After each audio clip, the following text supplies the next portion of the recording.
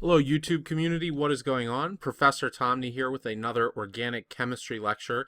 This is part 2 of the SN2 reaction lectures. So last time we got started with SN2 and we discussed the SN2 stands for substitution nucleophilic bimolecular reaction. Bimolecular meaning the leaving group and the nucleophile need to interact at the same time. Now, after that, we went ahead and we started talking about the position of the leaving group.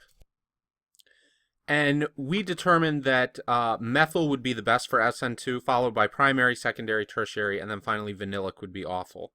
And that was due to sterics. When we were looking at the incoming nucleophile, we wanted it to be as sterically clean as possible. We didn't want a whole lot of hindrance there or problems that we were creating for the incoming nucleophile. So in this lecture, for part 2, we're going to talk about the identity of the leaving group. That's relatively easy. And then the choice of nucleophile, which can be a little bit more difficult when we're talking about SN2. So when we get ready to take a look at this, let's take a look at the identity of the leaving group. So for the identity of the leaving group, there is one major thing that you want to keep in mind when you're trying to determine leaving group ability. And that is that weak bases make for strong nucleophiles. So let's go ahead and put that. Weak bases make strong, I'm sorry, not strong nucleophiles, make strong leaving groups. Leaving groups. Okay, weak bases make strong leaving groups. So, to give you an example, if I had something, and we're gonna compare these two here. If I have something like minus OH, right, that would have to go into solution, or minus I. Let's take a look at these two in terms of their leaving group potential. So what I want to do is I want to consider, is this considered a strong or a weak base? Well, I'm going to look at its conjugate. So the conjugate here is H2O, if I'm looking at the acid, and the conjugate here would be HI. This would be considered a weak acid. Water certainly is not a strong acid. And HI, the hydroiodic acid, would be considered a strong acid when I'm ranking that. So if you guys remember, the conjugates follow the opposite rule. So if I have a weak acid, it's going to create a strong base. And if I have a strong acid, it is going to create a weak base. And so I minus is a weak base, whereas minus OH, or the hydroxide ion, is a strong base. If I wanted to consider that, right, weak bases make strong leaving groups. So this would be an ideal leaving group because it's a weak base, whereas the hydroxide would not. There's several reasons that go into this. There's a concept called polarizability, and so the halogens are very polarizable when we get to talking about building up a negative charge in a transition state.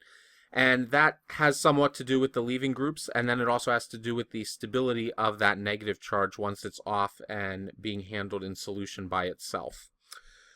So when we get ready to make a list of these, we're going to find that anything that would be attached to a alkyl halide that creates a strong base when it leaves, so for instance an alcohol, could an alcohol leave, that's going to leave behind an R and an OH minus, right? And then hopefully some nucleophile came into this R group at the same time if we're talking about SN2.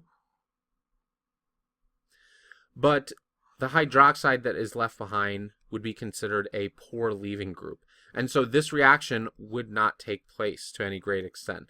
Now, you could protonate this and create water, and water would be a weak base, okay? So if I can protonate this alcohol and turn it into water, then it could become a leaving group. And we may see examples like that where we can protonate, what's originally a poor leaving group and turn it into a good leaving group. But the ranking that we're going to have is chlorine is going to be sort of the weakest of the bunch, all right? Then bromine, and we're really dealing with our halogens. Then iodine, and there's another one that's going to come up here that we'll talk about in just a second. I want to point out that fluorine gets ranked down here along with hydroxide, along with any type of amine, NH2, right, minus NH2, all of these guys are not going to be good leaving groups. We would mark them as non-reactive in terms of trying to leave. So, and that's because if I take a look at these are all considered very strong bases. Okay, fluorine, even though the other halogens sort of work out, fluorine is not as polarizable as some of these other halogens are in terms of their large radius size. And fluorine, F minus, it tends not to leave as F minus because fluorine creates very, very strong bonds in terms of its electronegativity, and it's not going to leave readily once it gets involved in a bond. And so we have these halogens right here, and this is their ranking. So chlorine would make out of this group the weakest leaving group, but still certainly an appropriate leaving group, then bromine, and then iodine. The other group that I wanted to talk about, okay, and I'm going to clear the board for this, is a group that's referred to as tosylate, and you may have heard of this in your lecture. So tosylate is a special type of leaving group. I have an R, right, and an X, where X is normally a halogen, but in the case of tosylate, X is equal to the following. So you have an O, keep in mind that it's attached to an R, right, so it's really R, and then we have an O, we have a sulfur with some double bonded oxygens attached to a benzene ring, an aromatic ring here, that has a methyl group on the other side, just like this.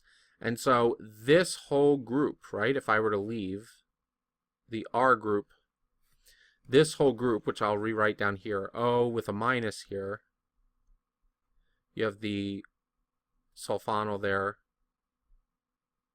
you have the aromatic ring, and then you have the methyl group. This group is such a good leaving group because there is resonance present all over the place, right? So starting with this minus group, this set of electrons could move here, and I could create a minus charge either on this oxygen or on the other oxygen. Hang on a second here. My pen is going wonker on me. Come on. Sorry about that. My pen was giving me issues. All right. Or you could have it up here, right? And then you could also move the minus charge around the ring. You would have several locations around the ring as well. And so the ability to take this negative charge and delocalize, right? So local means all in one area. If I can delocalize the negative charge over, 5, 6 different areas, then that's going to be very beneficial to spreading out the negative charge so not just one atom is left with it. And it turns out that this is actually a better leaving group than the halogens are. And so the ranking goes that we have O tosylate, which is the best, iodine, bromine, right, chlorine, then we've got our other guys that we don't really consider down there, which we'll add in. So hopefully that makes sense in terms of leaving groups. It's pretty logical, at least when I tend to think about it. So we'll make our grouping over here. We have O tosylate is the best leaving group, followed by iodine, followed by bromine, followed by chlorine. And then we'll give a couple examples down here, but any really strong base is going to be considered a non-appreciable leaving group. And so we could say fluorine and hydroxide and NH2, right, and so on and so forth as we're sort of racking up this bottom portion here. So that's leaving groups. You're looking for one of these 4 guys right here, tosylate, iodine, bromide, or chloride when you're trying to get a leaving group.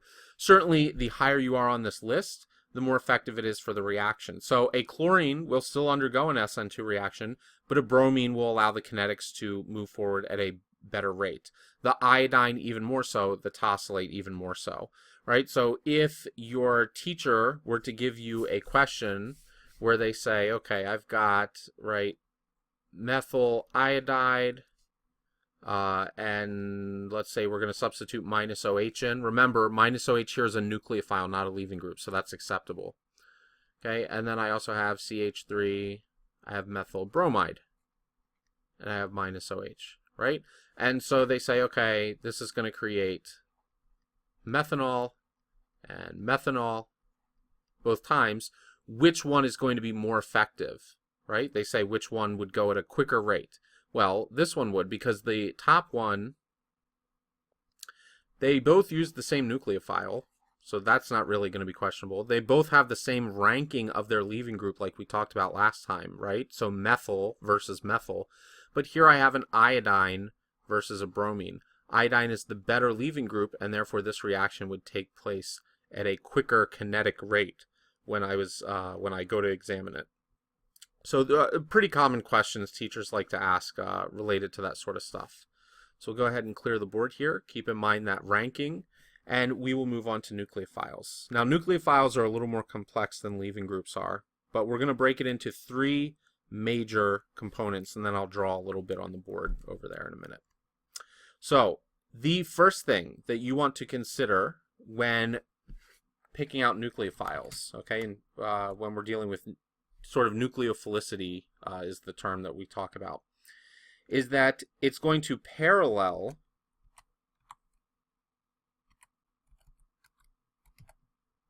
basicity. And so basicity is talking about how basic something is, right? If we parallel basicity, we're talking about it with the same atom. All right, so what on earth does that mean? I'll tell you in a minute. I want to get all of these here so that we can consider the rankings as I put them up over on the side. So number 2 is that it's going to increase. We're talking about the ability of a nucleophile to be a nucleophile. It's going to increase going down a column. Okay, so we're talking about the periodic table. It's going to show an increase as we're going down a column. And then finally, the negative charged are stronger than neutral. That one's probably, stronger than neutral. That one is probably the easiest one to grasp out of the 3. But let's go ahead and let's take a look at all of these. All right. So for the first one, parallel and basicity with the same atom. So what this says is that if I take a look at something like oxygen, right? So here's OH minus as a nucleophile. And then let's say that I want to take, we'll say this acetyl group, right? The O is still considered the nucleophile that would attack here. They both have negative charge, and they are both oxygen. So what this rule states is that if you take a look at these, right, which of these is a stronger base? Well, in this case, this is going to be strong, whereas this is going to be weak. Now, if you have trouble predicting that, you want to go back and look at, acid-base chapters and stuff like that. This has resonance, which is going to sort of, it's going to delocalize, so it'll sort of dilute down the minus charge. It won't be as effective as being a strong nucleophile. Whereas a hydroxide, this is a strong base, right? And so it's going to be a strong nucleophile.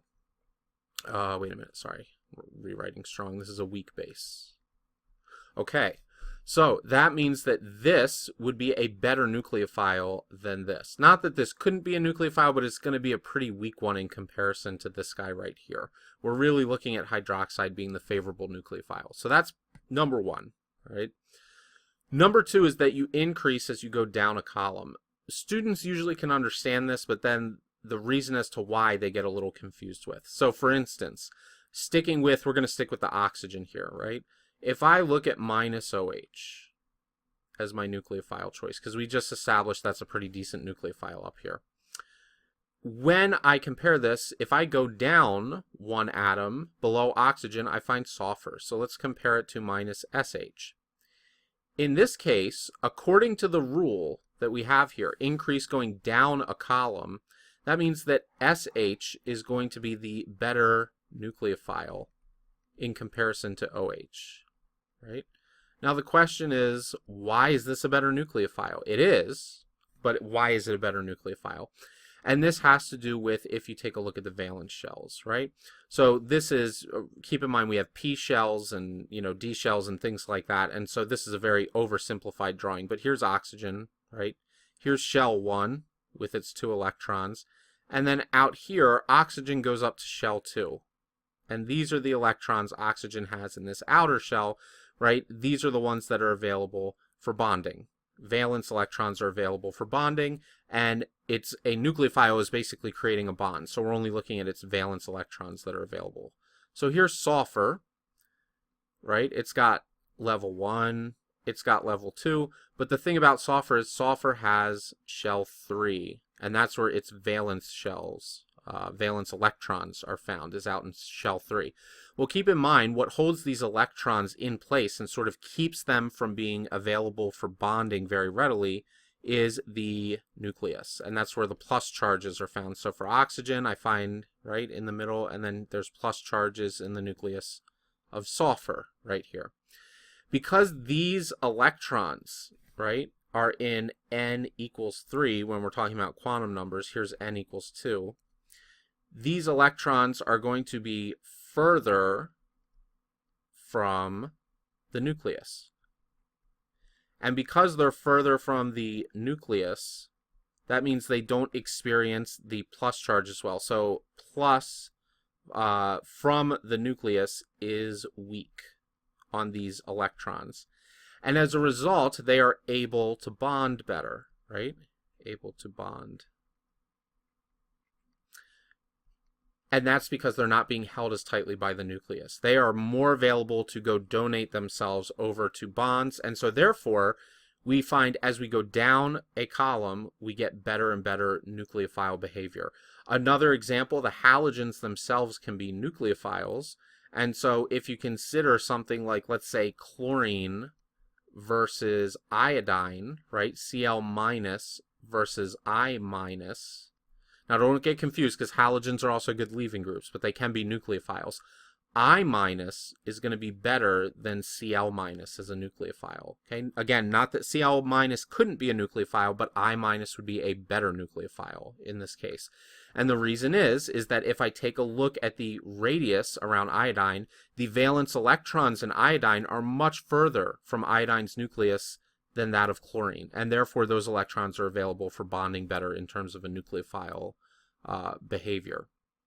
All right, so clearing the board, the next thing we're going to talk about is that negative charge are stronger than neutral, and that makes sense. Basically what that says is that if I have OH minus, right, I have another pair of electrons versus H2O. Right? So if I have H2O, I still have a lone pair of electrons. Water could still be a nucleophile.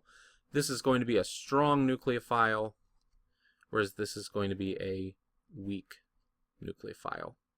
And that is because the extra pair of electrons, this negative charge, this really sort of motivates this hydroxide ion to be a good nucleophile in its ability to go seek out other things. And so those are the three major rules in terms of determining whether something's a strong or a weak nucleophile. It is, I'm going to just let you guys know, nucleophilicity and behavior of nucleophiles is a complex subject. Even for people with advanced training, it can change due to solvents and lots of other things. But what you really want to take away are these three general major principles, and you should be pretty good. And so to wrap this section up for an SN2, okay, if you remember, an SN2 has to have bimolecular cooperation. So as the leaving group leaves, the nucleophile has to come in. So if the nucleophile has to come in at the same time the leaving group is leaving, we want an aggressive nucleophile. We want one that's able to get the job done as the leaving group is trying to leave. It cannot be mild or weak.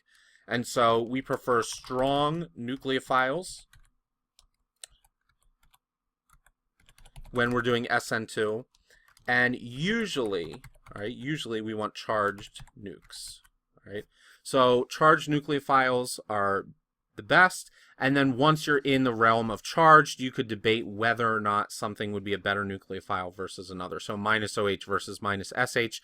The real purpose there for an SN2 is that it's minus OH and minus SH instead of H2O or H2S, which would be the neutral form, okay? So strong, charged, aggressive nucleophiles, favorable for SN2.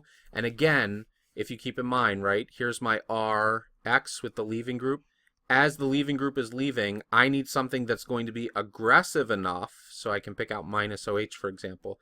I need something that's going to be an aggressive enough nucleophile that it doesn't just sit around while the leaving group is trying to leave. It also participates and gets in to attack as the leaving group is leaving. Okay, so that is bases and nucleophile behavior as well as leaving group behavior. So up next we will talk about the choice of solvent, which is a very important concept to understand, and that will wrap up SN2. Then we can go to SN1. So I will see you guys for the next lecture. Please remember to like the video if it helped. You are welcome to leave comments and I will try to get back to them as soon as I can. And if this has been helpful, go ahead and subscribe, because I will be updating with lots of videos as often as possible. Thanks a lot, guys.